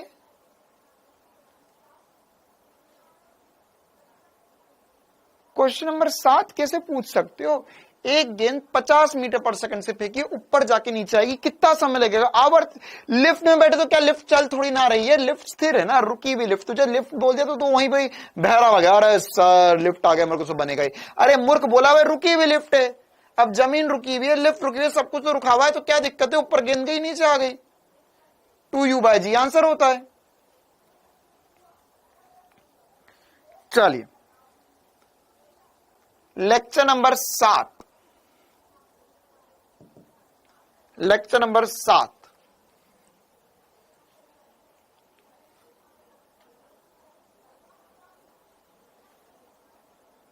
Question number 6। ठीक है, लेक्चर नंबर 7 क्वेश्चन नंबर 6। हाँ, ये बहुत सारे बच्चों को डाउट है। लेक्चर नंबर 7 में क्वेश्चन नंबर 6 हमें बोला है, समान द्रव्यमान की 2 गेंद ए तथा बी किसी मीनार की चोटी से फेंकी जाती है। ए को ऊर्ध्वाधर ऊपर की ओर वी वेग से, जबकि बी को ऊर्ध्वाधर नीचे की ओर वी वेग से फेंका जाता है। तो तल पर कौन ज्यादा वेग से टकराएगा? अब ये बात बहुत ही मजेदार सी है। क्या? देखो कौन सा लेक्चर है? Lecture number 7 question number, lecture number 7 question number 6। बहुत मजेदार सवाल, बिल्कुल बेसिक सा सवाल। एक बात बताओ, एक बात बताना मुझे ना, अगर मैंने एक गेंद को u वेग से यहां से फेंका होता, तो गेंद जब वापस आएगी मेरे हाथ में तो कितना वेग हो जाएगा? कितना वेग हो जाएगा? u से फेंका है, तो जब मेरे हाथ में आएगी तो कितना वेग हो जाएगा? कितना वेग हो जाएगा? यू ही रहेगा। बहुत बढ़िया बात, बिल्कुल सही बात। सर यू से फेंकोगे तो यू से आएगा। अब इसमें बोला है कि दोनों, एक को ऊपर फेंका एक को नीचे फेंका, समान वेग से बी से फेंका। तो एक बात बताओ यार, अगर इसे यू से फेंका तो ये घूम कर आई, यू से आ गई। अब अगर मैं जी से जमीन हटा दूं, अब इतना सोच कि अगर मैंने एक गेंद को ऊपर फेंका तो जब ऊपर जाती, जितना ऊपर जाएगी उतना नीचे आएगी, तो यहां पर इसका वेग कितना हो जाएगा? फिर से यू हो जाएगा। ठीक है, अब यहां पर अगर मैंने एक गेंद को यही कर ली, देख अभी तूने यू बोला, बदलना मत है ना, यहां पर ये मैं छत पे खड़ा होता, तो अगर ये गेंद गई ऊपर, यहां पर वापस आएगी तो इसका वेग कितना होगा? फिर से यू हो जाएगा। या अच्छा क्वेश्चन में वी लिखा हुआ तो मैं वी लिख देता हूं, यहां पर वी हो जाएगा। और फिर उसके अंदर यहां से एच गिरेगी तो इसका कुछ नया वेग आ जाएगा। अब अगर मैं उसी क्षण पर या बाद में भी कोई सी एक गेंद को यहां खड़े होकर फिर से वी वेग से फेंक दूंगा, तो क्या ये वाली गेंद और जो दूसरी गेंद में फेंकूंगा वो एक ही है? अरे एक ही तो बात है। अगर मैं गेंद को ऊपर फेंका वी वेग से तो गई, तो मेरे सामने से जब गुजरी तब फिर से उसका वी वेग हो जाएगा और सट्ट से नीचे गिर जाएगी। और यहां से अगर मैं उसी वेग से गेंद को फेंक दूं तो बात तो बराबर ही है। तो दोनों जब धरातल पे गिरेंगी तो समान वेग से ही गिरेंगी। दोनों जब धरातल पे गिरेंगी तो समान वेग से ही गिरेंगी। लेक्चर नंबर 7 क्वेश्चन नंबर 9 और 10 की भारी डिमांड। हाँ, यह भी वैसे ही सवाल है कि किसी वस्तु को u वेग से ऊर्ध्वाधर ऊपर की ओर प्रक्षेपित किया गया है और अधिकतम ऊंचाई h है, h तक पहुंचने में t समय लगता है, तो क्या होगा। देखो, मैंने ये वाली आपको जो बात बताई अभी कि चाल जो होती है वो समानुपाती होती है समय के, तो अगर तुम चाल आधी करोगे तो समय भी आधा हो जाना चाहिए, बस कहानी खत्म। तो चाल आधे समय में चाल आधी होगी, आधे समय में दूरी 1/4 होगी। क्यों? समानुपाती है टी स्क्वायर की। कितनों को ये बात चमक गई? कितनों को ये बात चमक गई कि सर आधे समय में चाल आधी होगी, आधे समय में दूरी 1/4 होगी, 1/4 होगी, कि टी स्क्वायर के समानुपाती है।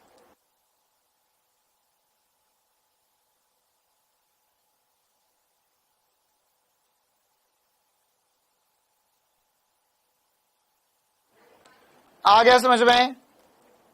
2 मिनट, आ गया। चलो, क्वेश्चन नंबर 10। 3 गुब्बारे, हाँ इसमें भी भयंकर कंफ्यूजन। 3 गुब्बारे पी क्यू आर ऊपर की और क्रमशः यू 4u और 8u के वेग से ऊपर जा रहे। जब तीनों समान ऊंचाई पर थे तब तीनों से समान द्रव्यमान के पत्थर छोड़े जाते, तब क्या होगा। अच्छा चलो, ये कंसेप्ट भी मुझे आपसे डिस्कस करना था, एक छोटा सा कंसेप्ट। क्वेश्चन नंबर 10 क्या, अच्छा ये मैंने आपको बताया क्या कि जब भी एक चलती हुई वस्तु में से कोई दूसरी वस्तु को छोड़ा जाता है तो उसका वेग उसे मिल जाता है, उसका वेग उसे मिल जाता है। क्या ये मैंने आपको बताया था? क्या ये मैंने आपको कहा था? नहीं। चल मैं फिर से एक बार ये पूरा एक्सप्लेन करता हूं। क्या होता है, मान के चलो कि हमारे पास अगर एक चलती हुई वस्तु है, जैसे अगर मान के चलो मेरे पास एक गुब्बारा है ना, ये गुब्बारा जो है वो u वेग से ऊपर की ओर जा रहा है, जमीन से कहीं ऊपर होगा, ठीक है। तो अगर एक चलती हुई वस्तु में से कोई दूसरी वस्तु को छोड़ा जाए तो उसमें वेग स्थानांतरित हो जाता है। सर ये कैसी बात है? वैसे ये जो बात है ये थोड़ी सी कॉमन सेंस की, मतलब जैसे वास्तविकता वाली बात है कि अगर मैं चल रहा हूं तो मैं चलते हुए मेरे अंदर, मतलब मेरी गाड़ी में से कोई भी चीज छोड़ूंगा तो मेरा वेग उस वस्तु को मिल जाएगा। जैसे देखो, अगर मैं रुका हुआ हूं, अगर ये हमारे पास एक सेल है, अगर मैं रुका हुआ हूं, मैं ऊपर की तरफ इसे फेंकूंगा तो ये ऊपर गया नीचे आ गया, ऊपर गया नीचे आ गया, ठीक है, ऊपर गया नीचे आ गया, क्योंकि मैं इसे ऊपर का वेग दे रहा हूं। ऊपर जाएगा नीचे आएगा, ऊपर जाएगा नीचे आएगा, ऊपर जाएगा नीचे आएगा, ठीक है। मैं कहां का वेग दे रहा हूं इसे? मैं ऊपर का वेग दे रहा हूं ना। अब अगर मैं चलते हुए इसे फेंकूंगा तो देखो कैसा दिखाई देगा ना, मैं आ रहा हूं, देखना कुछ फील आया? मैंने इसे छोड़ा यहां से था, मैंने इसे पकड़ा यहां पर। क्यों? अगर तुमने इसको ध्यान से देखा होगा तो यह ऐसा घूमता हुआ नजर आया होगा आपको। फिर से एक और बार देखो, है ना। यह द्विविमीय गति है जो अभी हम अगले चैप्टर में पढ़ना शुरू करने वाले हैं। मैं आगे आ रहा हूं। फिर से आते हैं, स्पीड नहीं आ पाई।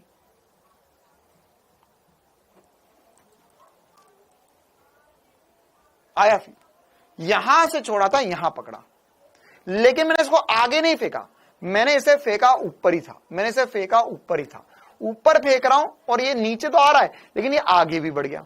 कैसे बढ़ गया आगे?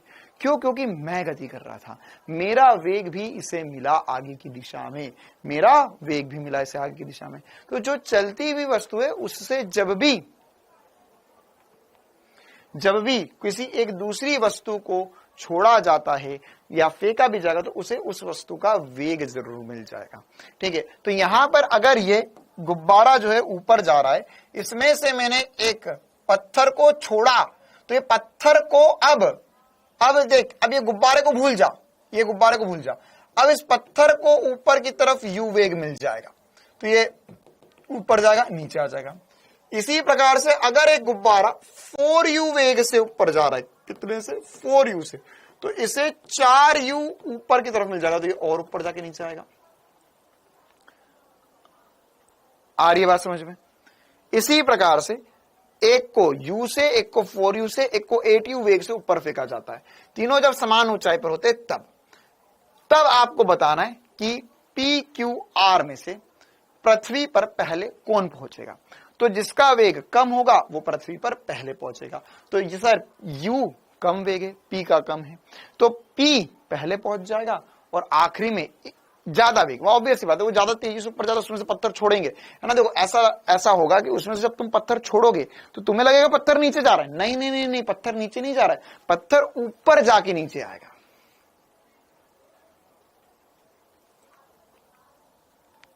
यहां पर ये जो गुब्बारा है, इस गुब्बारे में, ये गुब्बारा, अच्छा किसी को ये कैसे नहीं, गुब्बारे में से कैसे छोड़ रहा है, ये वो वाला गुब्बारा, वो हाइड्रोजन बलून है ना, हाइड्रोजन बलून, वो जैसे देखोगे ना पिक्चर में, हिल स्टेशन में, मनाली, कुल्लू मनाली में, शिमला में, बड़े बड़े हाइड्रोजन बलून होते हैं, उसके अंदर इंसान भी बैठ सकते, उस गुब्बारे की बात कर रहा है। ठीक है, तो यहां पर अगर ये u वेग से ऊपर जा रहा है तो इसमें से इसे छोड़ेंगे तो ये u वेग ऊपर जाएगा और नीचे आएगा। जो इसका वेग था वैसे जरूर मिलेगा, वेग ट्रांसफर जरूर होगा। ठीक है, चलो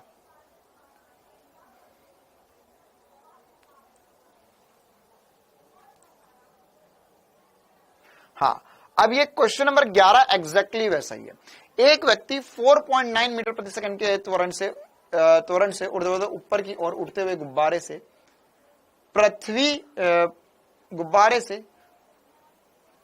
में से पृथ्वी की ओर 2 सेकंड पश्चात एक गेंद को छोड़ देता है। ठीक है, अधिकतम ऊंचाई क्या होगी? देखो ये भी वैसा का वैसा सवाल है। क्वेश्चन नंबर 11 भी बहुत ही बेहतरीन सवाल है ना, ये भी एग्जैक्ट उसी कंसेप्ट पर बेस्ड क्वेश्चन है। क्या आपको बोला गया है कि यहां पर एक व्यक्ति जो है, एक गुब्बारा है जो पृथ्वी से उठना ऊपर शुरू हुआ, कितने से? सर अब ये 4.9 मीटर प्रति सेकंड स्क्वायर के त्वरण से ऊपर उठना शुरू हुआ। अब 2 सेकंड बाद क्या होगा? 2 सेकंड बाद क्या होगा? 2 सेकंड बाद सर गुब्बारा यहां कहीं पहुंच गया, 2 सेकंड बाद गुब्बारा यहां कहीं पहुंच गया। अच्छा, तो गुब्बारा अगर यहां कहीं पहुंच गया तो इस गुब्बारे का वेग कितना होगा? त्वरण तो है ऊपर की तरफ अभी भी, लेकिन ऊपर की तरफ वेग कितना होगा? तो सर v बराबर लिख सकता हूं u प्लस at, प्रारंभिक वेग 0 है, तो ये 4.9 इंटू 2 या 9.8 मीटर पर सेकंड आ जाएगा। अच्छा, किसी के मन में आ सकता है सर यहाँ पे गुरुत्वीय त्वरण लगेगा। नहीं नहीं, गुब्बारे का जो 4.9 मीटर पर सेकंड स्क्वायर दिया हुआ, नेट त्वरण दिया हुआ ऊपर की तरफ।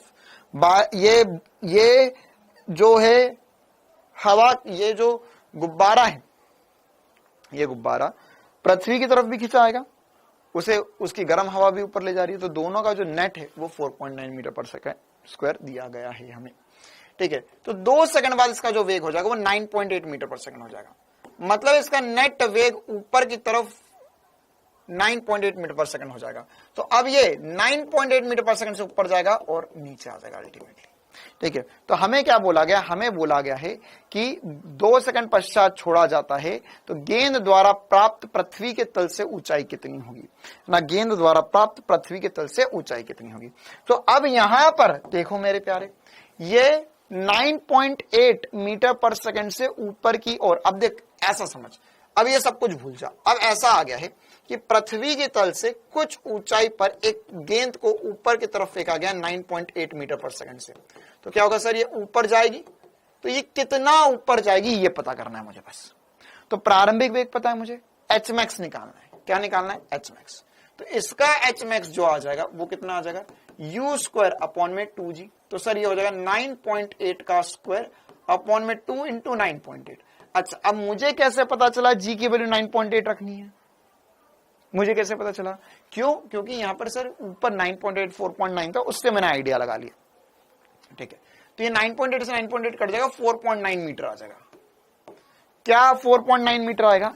लेकिन ये आंसर नहीं है, ये आंसर नहीं है। क्यों सर ये आंसर क्यों नहीं है? क्योंकि ये तो एक्चुअल में बेटा यहां से आया ना, कि जब गुब्बारे से फेंका उसके बाद में 4.9 मीटर और ऊपर जाएगा। कितना जाएगा? 4.9 मीटर ऊपर जाएगा। लेकिन गुब्बारा भी तो कुछ ऊपर है।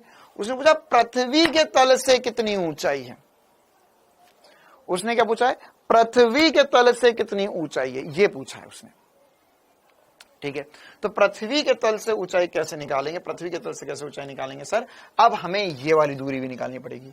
तो ये इसको हम बोल देते हैं कुछ स्मॉल h। तो ये कैसे निकलेगा, ये गुब्बारे से ही निकलेगा, h बराबर ut plus half at square. तो सर गुब्बारे का प्रारंभिक वेग 0 है, हाफ इंटू त्वरण, त्वरण कितना है, त्वरण है सर गुब्बारे का 4.9 इंटू 2 का वर्ग। तो 2 का वर्ग करेंगे, 1 2 से 1 2 कट जाएगा, यहां पर इनका इसका इंटू 2 9.8 आ जाएगा। तो गुब्बारा ऑलरेडी 9.8 मीटर ऊपर जा चुका है। फिर उसके बाद में इसमें से पत्थर को छोड़ा तो उसको गुब्बारे का वेग मिला, पत्थर फिर और ऊपर जाएगा और अल्टीमेटली नीचे गिर जाएगा।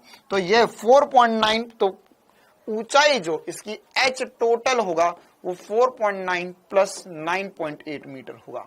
कितनों को यह सवाल में बहुत जोरदार तरीके से मजा आया और समझ आया, कितनों को यह सवाल जोरदार तरीके से चमका। 14.7 metre is the correct answer for this question. क्या किया, फिर से देखते, बहुत ही आसान सी बात थी, लेकिन यह व्यक्ति ने जितना आसान काम किया उससे हमारी जिंदगी में बहुत दुख आ गया। एक गुब्बारा ऊपर जा रहा था, चलते हुए गुब्बारे में 2 सेकंड बाद एक पत्थर एक गेंद को छोड़ दिया। तो गेंद को छोड़ा तो गुब्बारे का वेग उसे मिलेगा, अब गेंद ऊपर जाएगी और नीचे आ जाएगी।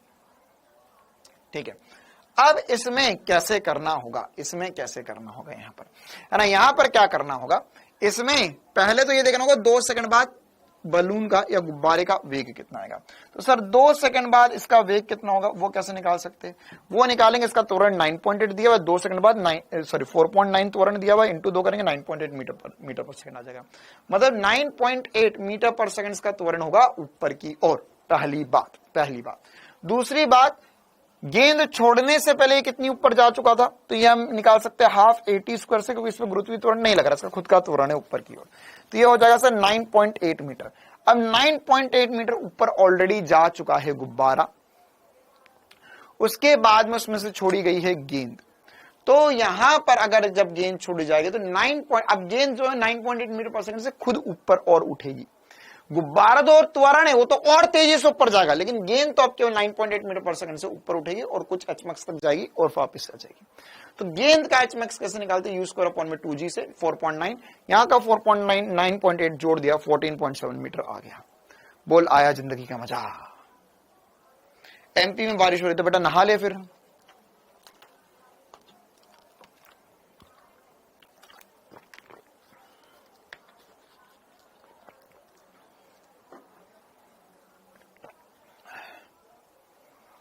ठीक है, चलिए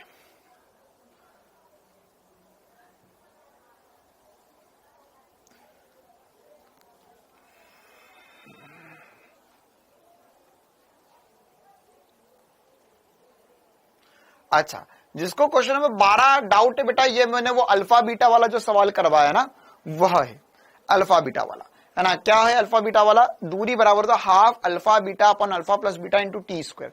इसमें अल्फा दिया हुआ है, बीटा दिया हुआ है, दूरी दी गई है, समय निकालना है। तो कृपया करके एक बार खुद से ट्राई करेंगे क्वेश्चन नंबर 12।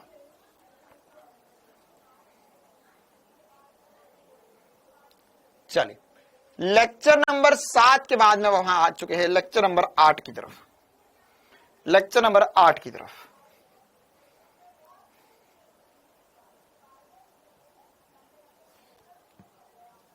हाँ, लेक्चर नंबर 8 ग्राफ के सवाल।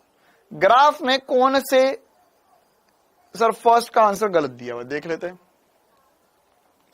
इसमें यहां पर अलग अलग ग्राफ दिए गए और क्या पूछा गया है, आपसे पूछा गया है कि एक विमीय गति को प्रदर्शित करने वाला ग्राफ। अच्छा देखो, पहला वाला तो ग्राफ ही गलत है, मैं बताया गोल वोल फूल पत्ती तो बनेंगे, तो ग्राफ ही गलत है। हाँ, ये हो सकता है वीटी ग्राफ। स्पीड का ग्राफ, सर स्पीड का ग्राफ कभी भी नेगेटिव में नहीं जा सकता, टाइम भी नेगेटिव हो रहा है, ये तो गलत ही हो गया। तीसरा भी गलत है, चौथा भी गलत है, क्यों, क्योंकि फूल पत्ती हो नहीं सकते। तो इसका जो आंसर होना चाहिए वो दूसरा होना चाहिए। हाँ, दूसरा आंसर दिया हुआ है, कोई दिक्कत नहीं है। लेक्चर नंबर 8 क्वेश्चन नंबर 15 और 18। ठीक है, 15 और 18 के पहले कोई डाउट?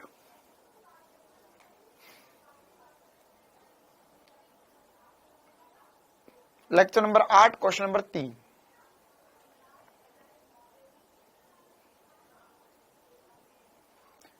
क्वेश्चन नंबर 3 में आपको बोला गया है कि वेग समय और त्वरण समय ग्राफ दर्शाए गए हैं, तो इसमें स्थिति समय ग्राफ क्या होगा। तो देखो बेटा, त्वरण नियत है। अभी कौन है ये, नाम बता अपना। बेटा तू छोड़ दे, जिसको क्वेश्चन नंबर 3 में डाउट है कृपया करके छोड़ दो, कोई दिक्कत नहीं, मेरे से पैसा वापस ले ले तू।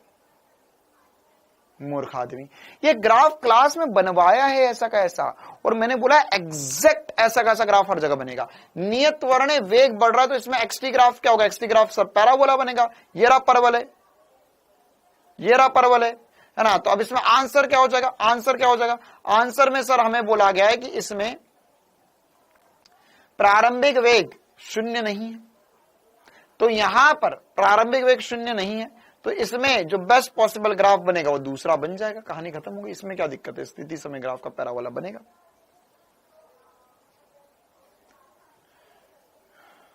Lecture number 8 question number 4, question number 4, इसमें क्या बोला गया है, इसमें बोला गया है कि आपको यह बताना है कि उस समय अंतराल जिसमें वस्तु का त्वरण व मंदन अशून्य होगा, कुल विस्थापन क्या होगा।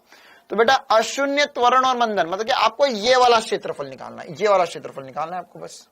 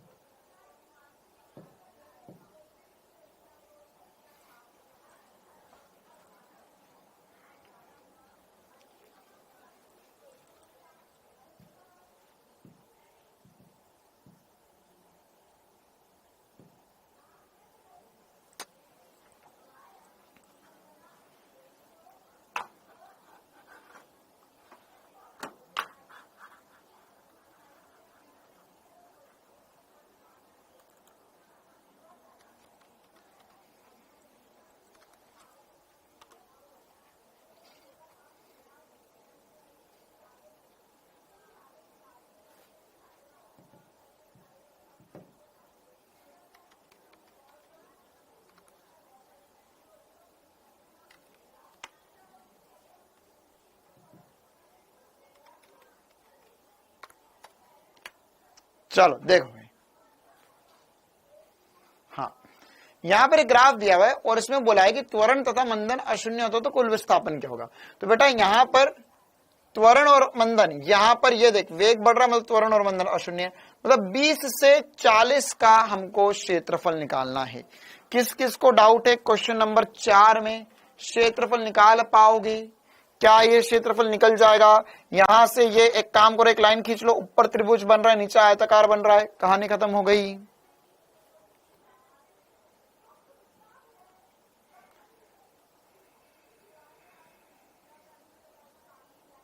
पहले वाले में त्वरण हो रहा है, दूसरे वाले में मंदन हो रहा है। ये त्वरण का ग्राफ है, ये मंदन का ग्राफ है।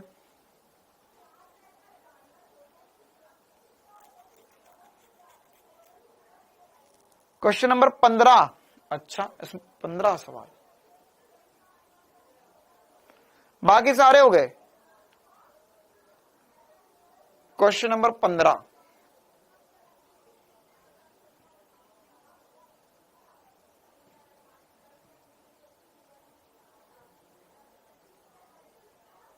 हाँ 15 वाला सवाल, नहीं ये तो वाला थोड़ा ना सवाल है, क्या दिया हुआ इसमें, हाँ ये ठीक है वही वाला सवाल है।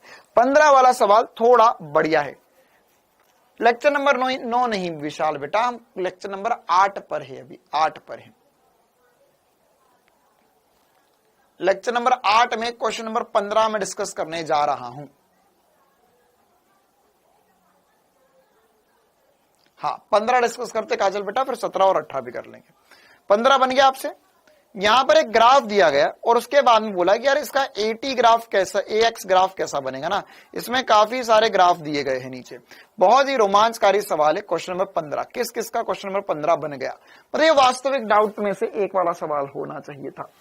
यहां पर हमें बोला गया है कि इसमें विस्थापन और त्वरण के मध्य ग्राफ क्या होगा जब हमारे पास V और X का ग्राफ है। देखो क्या दिया हुआ है हमारे पास, क्वेश्चन नंबर 15 एक बढ़िया सवाल है। Lecture number 8 question number 15, lecture number 8 question number 15। ठीक है, हमें एक वीएक्स ग्राफ दिया गया है, ये एक वीएक्स ग्राफ दिया गया है।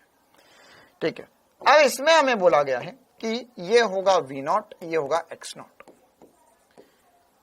ठीक है, अब हमें यहां पर ये तो दे दिया, अब हमें ए और एक्स के मध्य संबंध चाहिए। तो ए और एक्स कैसे आएगा? अगर वी और एक्स में संबंध है तो ए और एक्स कैसे आएगा? ये ग्राफ, ये क्वेश्चन बढ़िया है ना, मतलब काफी बढ़िया सवालों में से एक है। तो यहां पर अभी हमारे पास सबसे पहले तो ग्राफ जो बनाना है, यह एक सरल रेखा ग्राफ बना है, तो इसका समीकरण निकालना पड़ेगा। क्या होगा इसका समीकरण, क्या होगा इस ग्राफ का समीकरण? देखो ये लाइन है एक, हाँ जी सर, इसका समीकरण क्या होगा? इसका समीकरण हम बना सकते हैं क्या? हाँ सर, कोशिश तो कर सकते हैं। इसका ढाल मैं लिख सकता हूं वी नॉट बटा एक्स नॉट होगा, है ना। इसका एम ढाल जो होगा वो माइनस वी नॉट बटा एक्स नॉट होगा, लंब बटे आधार।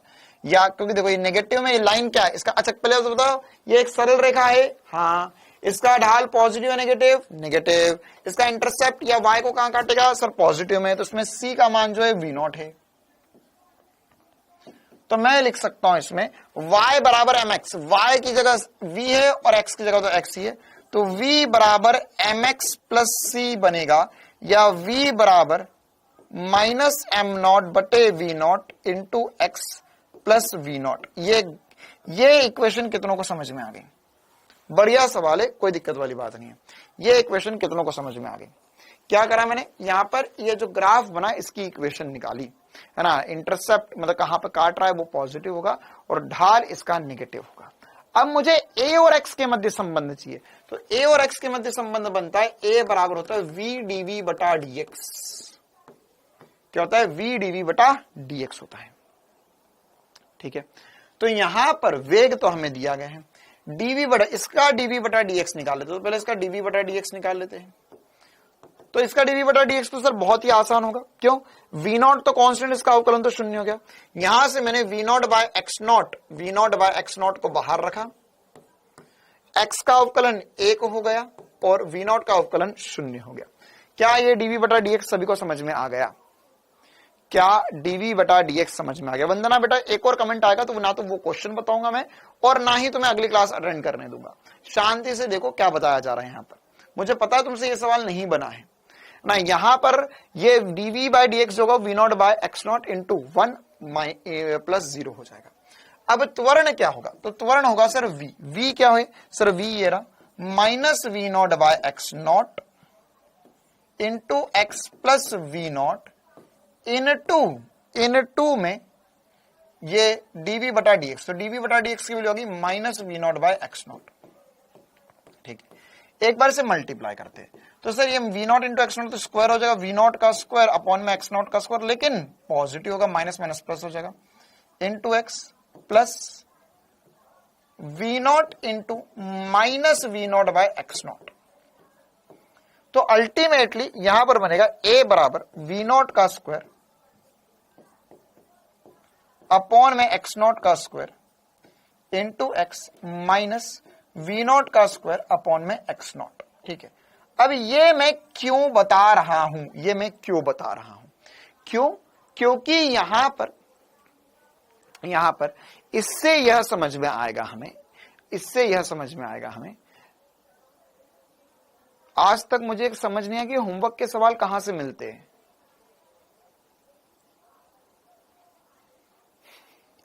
अनुराग बेटा बहुत मुश्किल है जिंदगी आगे।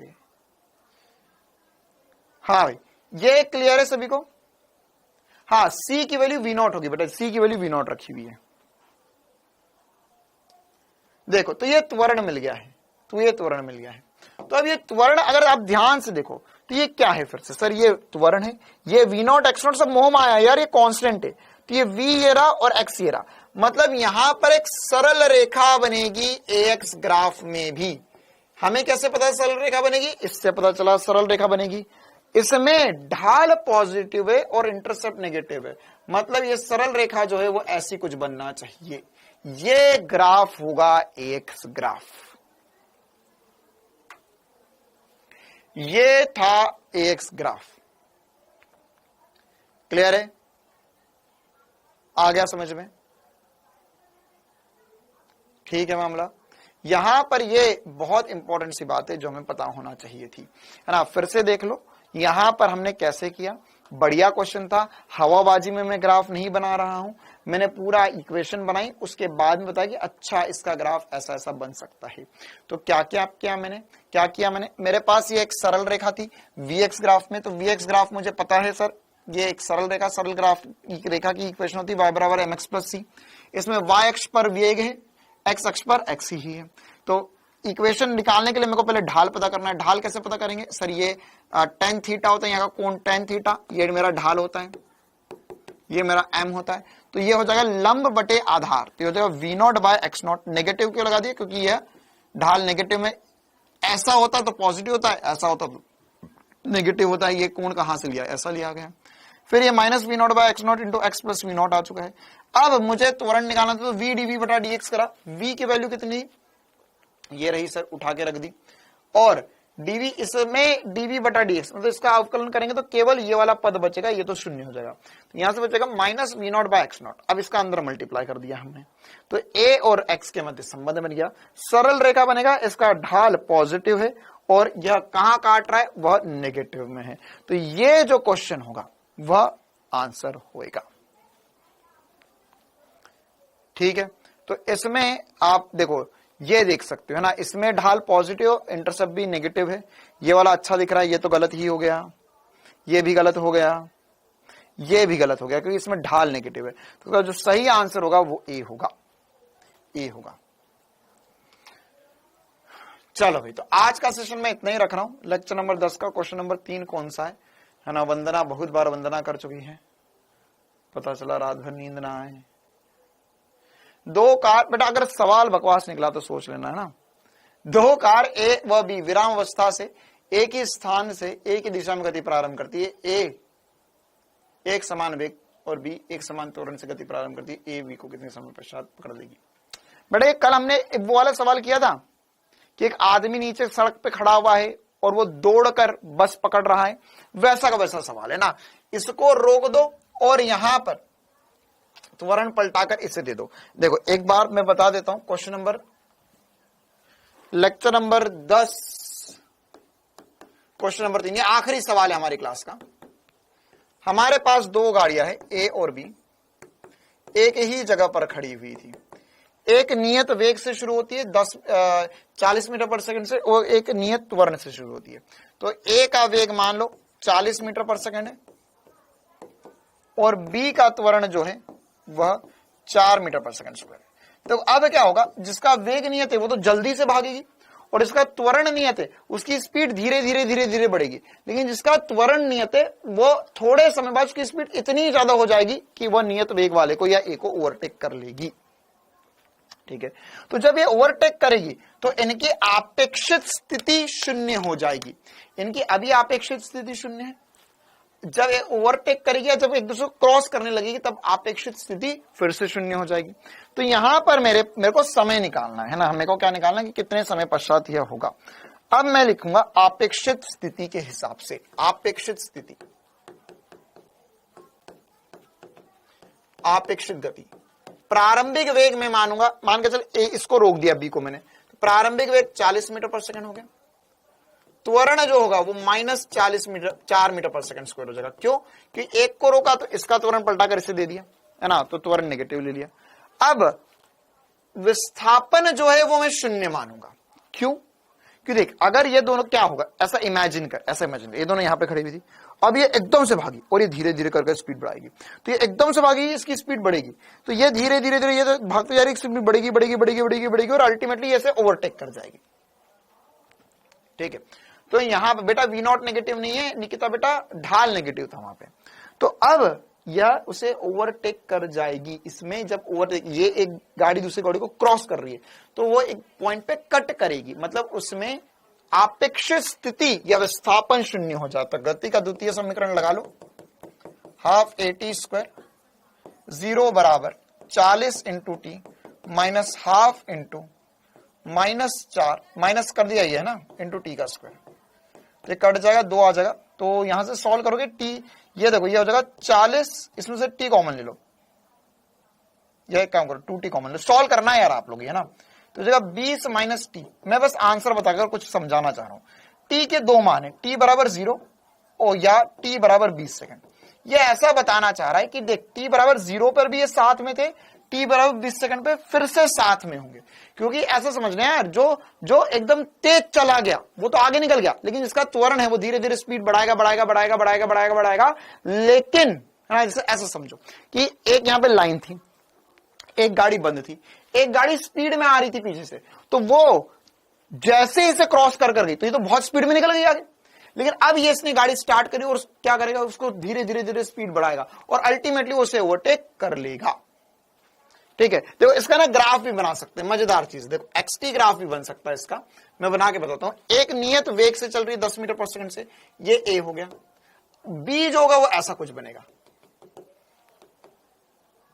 तो इसमें क्या समझ में आया, हमें समझ में आया कि सर ये नियत वेग से चल रही है, ये बी जो है वो नियत त्वरण से चल रहा है। तो प्रारंभिक वेग तो 0 था, सॉरी प्रारंभिक वेग बी का तो 0 था, लेकिन क्या होगा, पहले ए आगे रहेगा, ये ए है, ए है, ए है, ए है, ए है ना। तो ए आगे रहेगा, आगे रहेगा, आगे रहेगा, बी पीछे से आएगा आएगा आएगा आएगा आएगा, आएगा, क्रॉस करेंगे दूसरे को, बी आगे निकल गया, ए फिर पीछे ही रह जाएगा हमेशा हमेशा के लिए। ठीक है, चलो ये बढ़िया बढ़िया सवाल था, गुड गुड। चलिए तो आज का सेशन हम इतना ही रखते हैं, है ना। मेरी एक और क्लास का समय ऑलरेडी हो चुका है ना, 2-3 मिनट लेट हो गया हूं मैं। तो अब इसके अलावा जो क्वेश्चन है ना, हम आने वाले समय में फिर से एक और सेशन लेके डिस्कस कर लेंगे, चिंता ना करो। ठीक है, तो जितना पढ़ा एक बार रिवाइज कर लेना, मिलता आने वाले समय में। Thank you, tata, bye bye, है ना। और मैं मंडे से रोज 10 मिनट आपके क्लास के होमवर्क क्लास में डिस्कस कर लूंगा डेली। Thank you.